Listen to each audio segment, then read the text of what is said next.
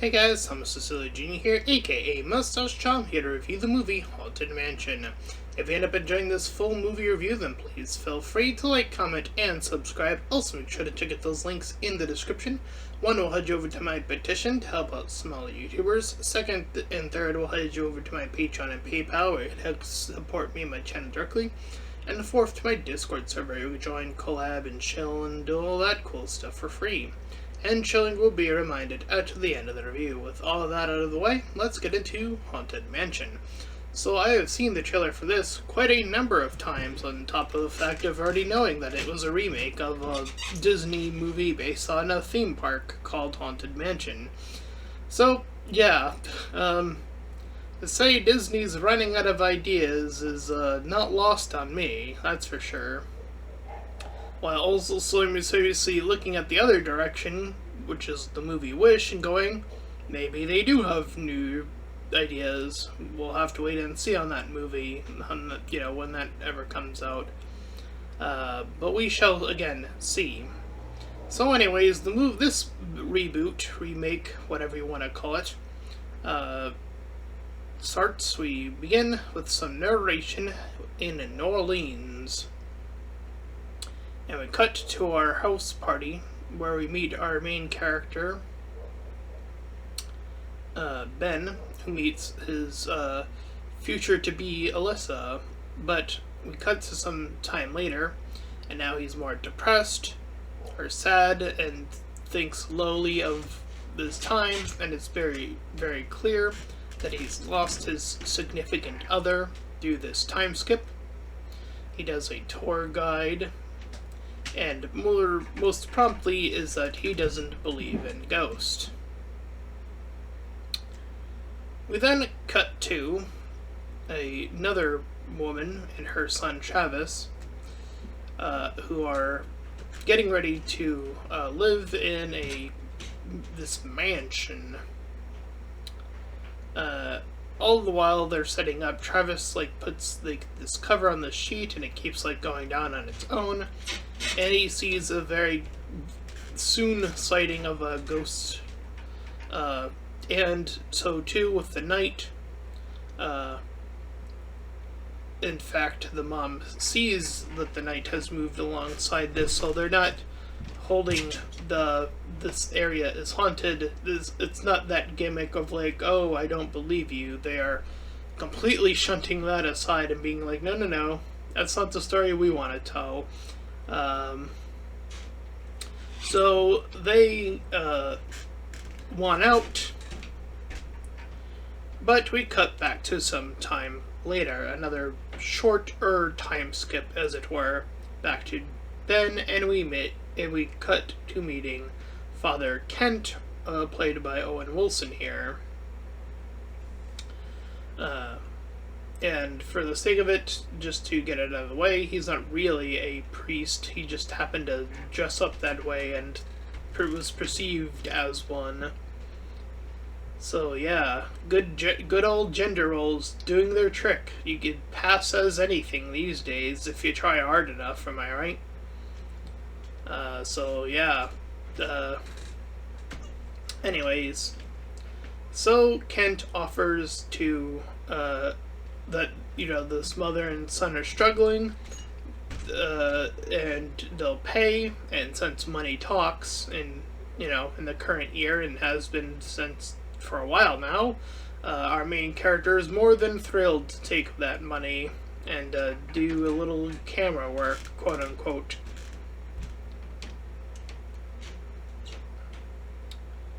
So he makes his way to said mansion. She tries to warn him about what will happen, saying if you step foot in this door, everything is gonna change.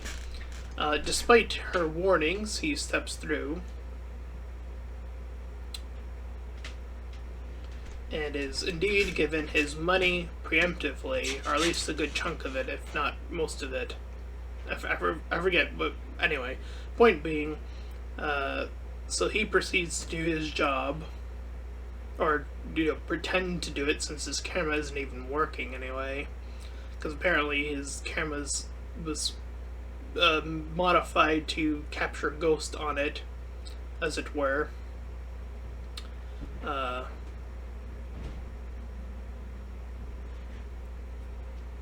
And we get a little bit of a flashback, seeing how Ben was trying to show off his, I suppose, likings to the previous, his previous fiancée or girlfriend at the time, to his, his wants, his desires. She assumed that they were getting ready to propose, so we're being interspliced between the current day and the moments between Ben and his wife throughout the movie. Seems to be the general flow of, well, the movie. And we learn that her name is Gabby, and we have two other characters obviously on the poster there, so we'll get to those in just a bit. So, as I mentioned, he takes his step inside and he takes some fake pictures, and after a little bit of that tour, he says that there are no ghosts, and makes his way. But as he's trying to settle in, his changing of the remote channels keeps changing on him, and until his remote is snapped away from his hand. He takes a picture, but he's knocked over, and the door starts getting knocked on, and when he opens it, he's previewed to a vision, or what could be akin to almost teleporting, as it were, to the ocean side, right next to his house. So neither of those are particularly pleasant, and is quite spooked by all this transference of the real world to whatever that was. So he goes back, furious that despite being warned, that, this is actually even worse than he assumed. But I don't know, I feel like he should have gotten a little bit more flack for that. That one was kind of on him. He got paid in advance. So it's like, and you were warned. She explicitly said that, so I feel like that moment here is a little unjustified, or not justified enough. Her little, like, I told you so sort of moment. They really do downplay it, unfortunately, and I do think he kind of deserved to get a little bit more than that there. Anyway, point being is we continue on, and Kent suggests that they build their team up to deal with these ghosts, and we get Danny DeVito as this professor, older guy, and a lady seancer professional, as it were. And as we are collecting them, we are now going over some lore about who used to live in the household through him, in particular. I don't remember, because it's been a while since I've seen the original Haunted Mansion. I'm pretty sure there's some, like, they eventually get around to, like, the lore about you, who, you used to live in this house, and etc., etc. So, I don't know. Anyway, so they proceed to get on their seance, and, I wrote her name in my notes somewhere.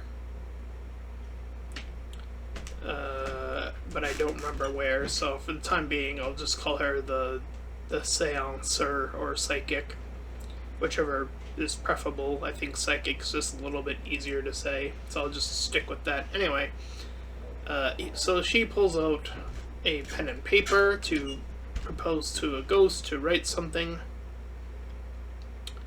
Unfortunately, the camera breaks in the process of this little seance.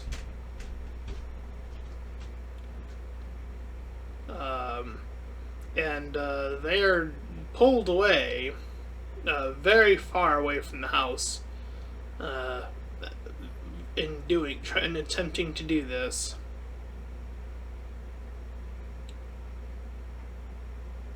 And we have a moment where Ben is talking with said psychic about his ex-wife, or passing wife, and says that since she is not a ghost, in this household, as an example, that's actually a good thing, meaning that they see as there's no room or reason to, or not as much room or reason to, feel the need to stick around, and the whole sticking around aspect is actually quite the unfortunate circumstance, as it were.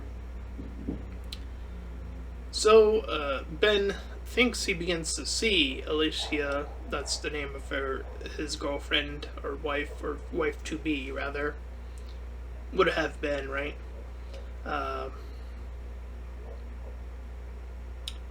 And thusly, he and the psychic are checking out more of the household, and they make their way with I think he had a very similar name, the old man. Anyway, Ben Solo gets locked upstairs and gets attacked by the ghost. In the process, he manages to grab a crystal ball.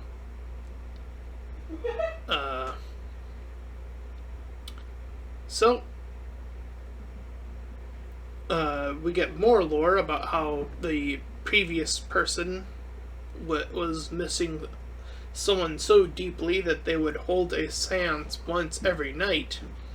And in doing so, with so many of those, that is what essentially started absorbing more and more ghost to this area.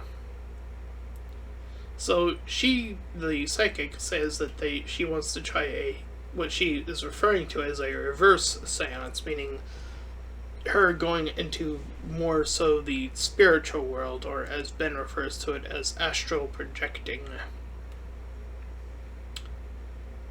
I believe, Harriet, that was her name, the psychic's name.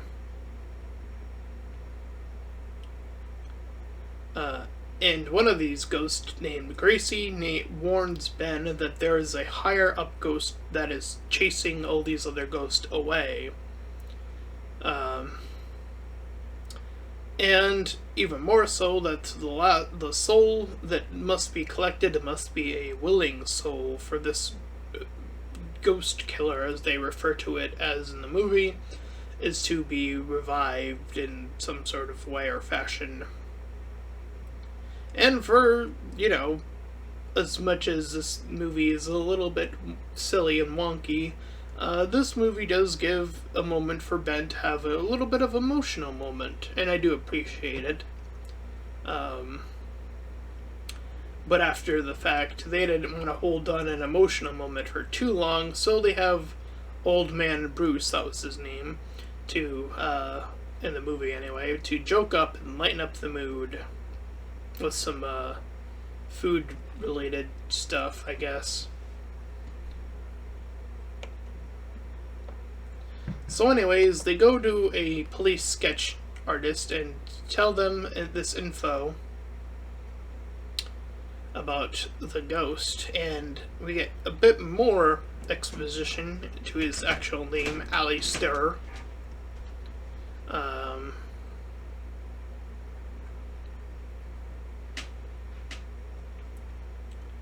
And we see that the house is doing a lot more, from expanding to removing. So it's been doing a lot of stuff. And in the process of all of that, Bruce has a little bit of a heart attack, and he is so close to the other side, he ends up being possessed. So they end up in Kent's car, two of them at least, Ben and one other. All the while, they try to expel some of these ghosts by going to another manor in which they would have associated this Alistair guy being in. So while they're having a tour guide, they end up separating from the tour sometime later. And they have Travis, who can only fit in this like small crawl space, grab the hat that belonged to this Alistair guy. And the priest is here where he finally admits that he was never a priest. And Ben, because he's like freaking out at this point, Ben, using Kent's logic against him, because Kent was referring to him wanting to be a hero and all of this stuff earlier on in the movie, so Ben just Uno reverse cards that line back at him at this point in the movie. All the while, Harriet and Gabby are gone, according to Bruce anyways, who's already taken over by Alistair. But Ben frees them, and we also learn that this Alistair is Taylor's father, apparently. So the group split up, and we see a little bit more of that trickery. So Ben works his way over to Travis, and Travis has made his way back into the house, wanting to hearing these voices, but Travis, by the power of talking, convinces him to hold on to that little bit of light.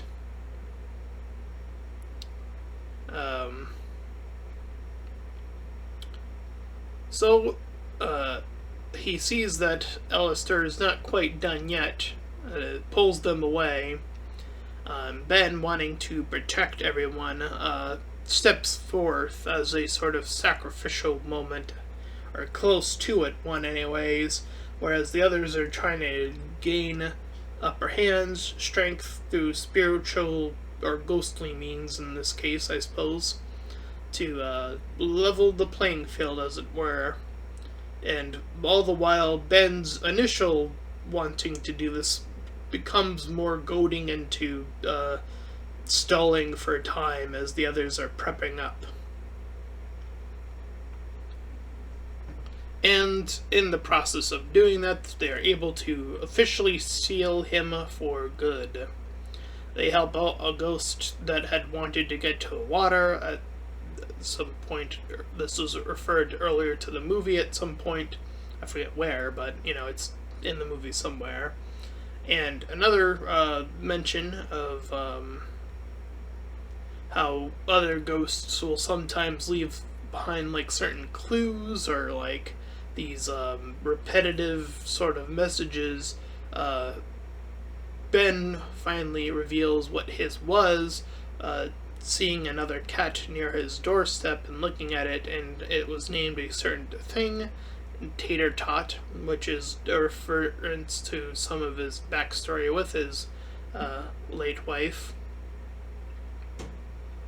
And he recognizes that as the initial sign. And thus, we come full circle with Gabby opening the door to the mansion back to Ben and referring the same line back to him, inviting him back in, as it seems like the others have made this mansion their permanent residence alongside the ghost. It seems like all the other ghosts are pretty chill and remaining there for the time being. And that was Haunted Mansion. And I will say, there were some bits from the original Haunted Mansion that I'm a little bit surprised didn't make any appearance here, because I know I have the distinction or remembrance of these talking heads that were like on the outside rim of the mansion in the original Haunted Mansion movie. there is no sign of that in this remake. Uh, there are a few other ones that were just like areas that were probably in reference to the ride. I'm assuming. I can't say I know as much as about the ride, unfortunately, but um, yeah, there just seem to be some missing pieces again, even as a remake, which doesn't even remotely surprise me. Um, I mean, they changed the entire gimmick of, like, you know, the Haunted Mansion. I mean, initially, in the first one, it was all about the full family, first and foremost, and the wife being interconnected in a whole nother way. Like, she, like, looked like one of the ghosts, or however that went. I think it was something along those lines. And there was the daughter, too, in the original one. So it's very clear that they wanted to even tell a drastically different story here in that regard. And I do think, like, there are some preview things that can help with the remake. Like, I think having a psychic type character is pretty neat. I do think that with injunction with the crystal ball character is can make for made for some pretty fitting stuff. Though I do think that they could have merged those two things. Like, for example, have Ben have his own, like, the couple had a daughter that's not related to the other two there. And the daughter is like the psychic, and she's like, I don't know, a little bit older than Tyler there. So like 14, 15, around up that, like a little bit higher in age. And she's like just getting into the psychic stuff. Like, I don't know, I feel like you could have done that, and that would have been just as compelling, if not even more so, because then there's a way more like direct, line to Ben in that regard.